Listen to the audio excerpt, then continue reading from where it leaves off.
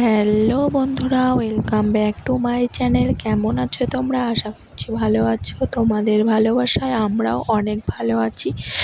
তো দেখো, আজকের ভিডিওটা শুরু করছি। আশা করছি তোমাদের ভালো লাগবে। সারাদিন কি করলাম না করলাম সবটাই তোমাদের সঙ্গে শেয়ার করবো। তো ভিডিওটা স্কিপ না করে সম্পূর্ণ ভিডিওটা দেখতে থাকো। তো দেখো, ঘুম থেকে উঠেই কিন্তু আমি স্নান টান করে ঠাকুর পূজা করে নিয়েছি। তারপর দেখো আমি চলে আসছি এক গাদা জামা কাপড় ধুতে। কারণ এই যে বাবার বাড়ি গিয়েছিলাম, সবগুলো জামা কাপড় গাড়ি ঘোড়াতে আর কি ছোঁয়াছানির মতন হয়েছে। তো সবগুলাই দেখো আমি বের করে নিয়েছি। এই জামাগুলো কিন্তু আমি যেদিন বাবার বাড়ি থেকে এসছি, মানে রবিবারে, সেদিন থেকে জমা করে রাখছি ধোবো জন্যে, কিন্তু ধোয়া আর হচ্ছিল না। তাই ভাবলাম না, আজকে যেহেতু আকাশটা রৌদ্র উঠেছে, তো আজকেই আমার ধুয়ে দিতে হবে, না হলে আর সময় হবে না। কালকে যেহেতু সোমবার ছিল, আজকে এটা মঙ্গলবারের ভিডিও, কালকে যেহেতু সোমবার ছিল, কালকে আমি একদমই ধুতে পারিনি। কারণ মেয়ের এক্সাম ছিল, মেয়েকে এক্সাম দিতে নিয়ে গেছি আর একদমই সময় পাইনি। তো দেখো, আজকে কিন্তু আমি সকাল সকাল বসে গেছি ধুতে। তখন বাজে প্রায় 10:30 মতো, তখনই কিন্তু আমি ধুতে বসে গেছি। আর সোমবারে আরেকটা কারণেও ধুইনি, আমাদের এখানে কারেন্ট ছিল না, কারেন্টের খুঁটি উখড়ে গেছিলো, তার জন্য কিন্তু আমি জামা কাপড় ধুতে পারিনি। তো আজকে ভাবছি না, এগুলো আমাকে ধুতেই হবে। আর সকাল সকাল ধুয়ে দিলে কি সারাদিনে শুকিয়ে যাবে জামা কাপড়গুলো। আর ভিজা জামা কাপড় একদমই মেলানোর সময় হয় না। মানে মেলানোর সময় বলতে, মেলালেও না কেমন একটা যেন গন্ধ করে জামা কাপড়গুলো। আর দেখো, মেয়ের স্কুলের ড্রেস ট্রেস সব কিন্তু একবারে ধুয়ে দিচ্ছি, কারণ মেয়ের আজকে স্কুল বন্ধ। বৃহস্পতিবারে কিন্তু আবার মেয়ের গণিত পরীক্ষা আছে, আর সোমবারে বাংলা পরীক্ষা দিয়ে এসছে। তারপরে দেখো, জামা কাপড়গুলো ধুয়ে কিন্তু আজকে সুন্দর করে মেয়ের স্কুলের জামাগুলো আর কি নীল দিয়ে দিব, কারণ নীল না দিলে না ড্রেসগুলো কীরকম হয়ে যায়। তো এদিকে দেখো, আমি যে শাড়িগুলো পরে গিয়েছিলাম, সেই শাড়িগুলোকেও ভালো করে ভিজিয়ে দিলাম। দিয়ে নিয়ে তারপরে বিছানার চাদরটা যে পাতা ছিল, যে বাবার বাড়ি গিয়েছিলাম তার আগে যে বিছানার চাদরটা পেতে রেখে গেছিলাম, সেই চাদরটাকেও আমি বাড়িতে এসে উঠিয়ে নিয়েছি। উঠিয়ে নিয়ে কিন্তু আমি ভালোভাবে ভিজিয়ে দিয়েছি। তারপর দেখো, মেয়ের আরেকটা স্কুলের মেডি, সাদা মেডি আর কি, বৃহস্পতিবারে যেটা পরে যায়, সেটাও কিন্তু ভিজিয়ে দিলাম। কারণ বৃহস্পতিবারে যেহেতু এক্সাম আছে, সেহেতু ওকে সাদা মেডি পরেই যেতে হবে, তার জন্য কিন্তু ওটাকেও ভিজিয়ে দিলাম এনে। তারপরে দেখো, যে ছেলে মেয়ের যে ছোট ছোট জামাগুলো হয়, সেগুলোকে আগে ভালোভাবে ধুয়ে নিচ্ছি।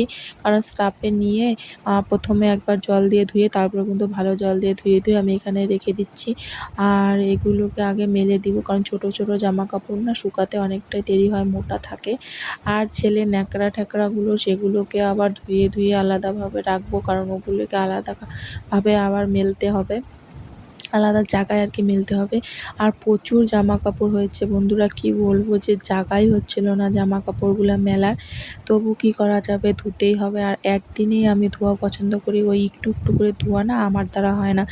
একবারে একদিনে সব জামা কাপড় ধুয়ে নিব, এটা একদম ভালোই লাগে, তাই না? আর আমার নাইটি কিন্তু প্রচুর জমা হয়ে গিয়েছিল। দেখো, কমসে কম 4টা নাইটির মতন জমা হয়ে গিয়েছিল, কারণ বাবা বাড়ি থেকে এসে যে নাইটিটা আমি বাবা বাড়িতে পরেছিলাম, সেই নাইটিটাও কিন্তু আমি একবারে মেলে দেইনি, আবার ওটাকে সার্ফ দিয়ে ধুয়েই কিন্তু মেলে দিয়েছি। কারণ আমার না কীরকম যেন লাগে, যে একটা জামা কাপড় যদি আমি যেদিন পরে থাকি, তারপরের দিন আমি এমনিতে একদমই ধুতে পারি না সার্ফ ছাড়া। তো সার্ফ দিয়ে কিন্তু ধুয়ে দেখো ছেলেরগুলো মেলে দিয়ে এসছি। তারপরে কিন্তু আমারগুলো আর কি, নাইটি সায়া ঠায়াগুলো ওকে ভালোভাবে ধুয়ে নিয়ে মেলে দিব। আর আজকে কিন্তু অনেকটাই দেরি হবে জানি রান্না করতে, তবু তো করতেই হবে, যেহেতু ছেলে মেয়ে ছোটো ছোটো, ওদের খিদে পেয়ে যাবে। আর ছেলেকে কিন্তু ঘুম পাড়িয়ে তারপরেই কিন্তু আসছি আমি কাপড় কাচতে, নাহলে কিন্তু ছেলে পুরো অত্যাচার করে। তো দেখো, এদিকে আমি জামা কাপড় তাড়াতাড়ি কেচে নিয়ে তারপরে কিন্তু আমি যাব আবার রান্নাঘরে রান্না করতে। আর আজকে যেহেতু মঙ্গলবার, বরের আজকে দোকানেও প্রচণ্ড চাপ, কারণ আমাদের এখানে মঙ্গলবারেই হাট বার হয়, সেহেতু কি দোকানে প্রচণ্ড ভিড় পড়ে। তো বরের আজকে আসতে হয়তো লেট হবে, সেই জন্য আমার এদিকে কাজগুলো মানে একটু রান্নাটা একটু দেরিতে করলেও কোনো ব্যাপার না, কিন্তু ওই ছেলের জন্য তাড়াতাড়ি করতে হবে, কারণ ছেলে যদি 12টার সময় ঘুম থেকে উঠে তারপরে ওকে স্নান করিয়ে ওকে খাওয়াতে হবে, কারণ ও তো ছোটো বাচ্চা, ওর খিদে পেয়ে যায়। আর মেয়েও তো 12টার সময় স্নান করে নেয়, নিয়ে মেয়েকেও ভাত দিতে হয়, আর ওই টাইমটা ভাত না দিলে কিন্তু একদম ঘুমোতে চায় না দুপুর টাইমটা। তারপরে দেখো এদিকে কিন্তু সব নাইটিগুলোকে সুন্দরভাবে ধুচ্ছিলাম, ধুয়ে নিয়ে ওর বাবার একটা জামা ছিল সেটাকেও ভালোভাবে ধুয়ে নিচ্ছিলাম, ধুয়ে নিয়ে সুন্দর করে মেলে দিব। তো এখন আর তোমাদের মেলার ভিডিওটা শেয়ার করবো না, লাস্টে শেয়ার করবো যে দেখো কত জামা কাপড় মেললাম। তো এদিকে চাদরটাকে ভালোভাবে ধুয়ে নিচ্ছিলাম। আর কি বলো তো, এই জন্যে না আত্মীয় বাড়ি যেতে ইচ্ছা করে না। আত্মীয় বাড়ি গেলে প্রচুর জামা কাপড় হয়, সবগুলোকে ধুতে হয়, আমার একদমই ভালো লাগে না। আর আর এমনিতে কত কাজ থাকে, আর রোজ দিন এতগুলো করে এমনিতে আমি কিন্তু কাপড় কাচি, তারপরেও না কোথাও গেলে যে এত জামা কাপড় বের হয়, একদমই ভালো লাগে না। আর আমার কি অভ্যাস বলো তো, যে জামা কাপড় আমি একবার গাড়ি ঘোড়ায় পরবো বা কিছু, সেই জামা কাপড় আমি ধুয়ে না দিলে আমি গডরেজে ঢুকাতেই পারবো না। আর এগুলো যখন শুকাবে সুন্দর করে ভাঁজ করে কিন্তু আমি গডরেজে রেখে দিব।